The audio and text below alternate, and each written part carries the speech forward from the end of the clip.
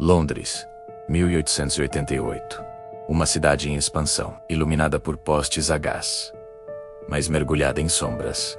Nas ruas estreitas de Whitechapel, o silêncio da madrugada era frequentemente quebrado por passos apressados e vozes distantes, e o eco de uma realidade dura, marcada pela pobreza e pela sobrevivência. Mas aquele ano, algo diferente começou a acontecer. Algo que transformaria aquelas ruas em cenário de um dos maiores mistérios da história criminal. Mulheres começaram a ser encontradas mortas. Seus corpos eram deixados em becos escuros, mutilados de uma forma que chocava até mesmo os investigadores mais experientes da época. Não havia testemunhas confiáveis, não havia um suspeito claro, apenas medo. E então vieram as cartas. Mensagens enviadas à polícia e aos jornais, assinadas por um nome que atravessaria gerações.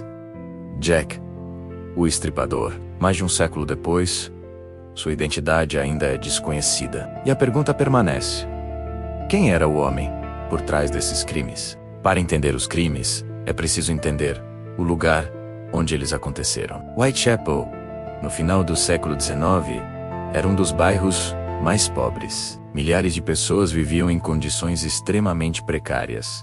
Caças superlotadas, falta de saneamento básico, desemprego, violência constante.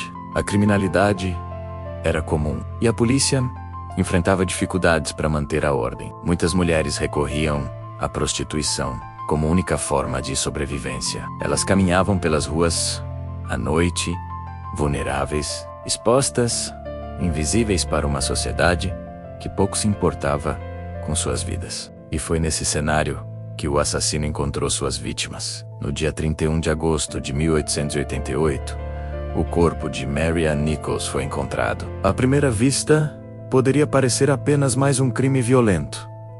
Mas havia algo diferente. Seu corpo apresentava cortes profundos, realizados com precisão. Poucos dias depois, outra vítima, Ann Chapman. Novamente, o mesmo padrão. Ataques rápidos, durante a madrugada, em locais isolados. A brutalidade dos crimes começou a chamar atenção. Não era apenas violência, era algo mais metódico. Algo que sugeria que o assassino sabia exatamente o que estava fazendo. Com o passar das semanas, os investigadores perceberam semelhanças. As vítimas tinham perfis parecidos. Os ataques aconteciam em horários semelhantes, e havia um padrão claro de mutilação. Alguns sugeriram que o assassino poderia ter conhecimentos de anatomia. Outros acreditavam que ele poderia trabalhar como açougueiro. Mas nenhuma dessas teorias foi comprovada. O assassino continuava invisível. Com a sequência de assassinatos, o medo tomou conta de Whitechapel. As ruas ficaram mais vazias à noite. Mulheres passaram a evitar sair sozinhas. Grupos de moradores organizaram patrulhas improvisadas. A imprensa começou a cobrir o caso intensamente. Cada novo crime era manchete. A população queria respostas, mas a polícia não tinha. Foi então que o caso tomou um rumo ainda mais perturbador. Cartas começaram a chegar. Uma delas ficou conhecida como Dear Boss. Nela, o autor zombava da polícia e prometia continuar matando. Ao final, assinava Jack the Ripper. O nome rapidamente se espalhou. Alguns acreditavam que as cartas eram falsas. Outras mensagens continham detalhes que levantaram dúvidas. Seriam elas reais ou apenas mais uma camada de mistério? Em setembro de 1888, algo ainda mais chocante aconteceu. Duas mulheres foram assassinadas na mesma noite: Elizabeth Stride e Catherine Edwards. O terror atingiu um novo nível. A polícia estava sob enorme pressão. A população estava apavorada. E, ainda assim, o assassino continuava livre. Era como se ele conhecesse a cidade melhor do que qualquer um. Como se soubesse exatamente onde agir e como desaparecer. A última vítima oficial foi Mary Jane Kelly.